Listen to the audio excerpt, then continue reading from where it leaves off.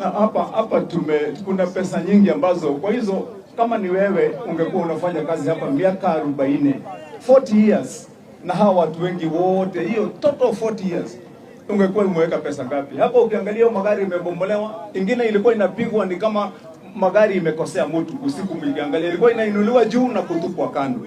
Ile hasara iko hapa ni ya mamilioni na mamilioni ya pesa.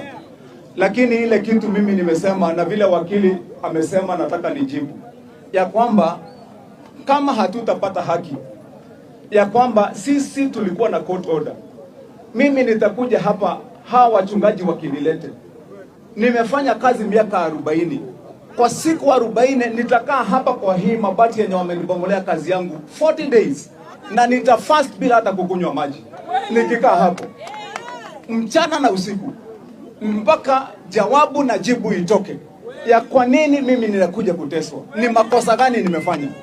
Kama sitambua ni makosa gani, basi nyinyi mtakuja kunitoa hapo.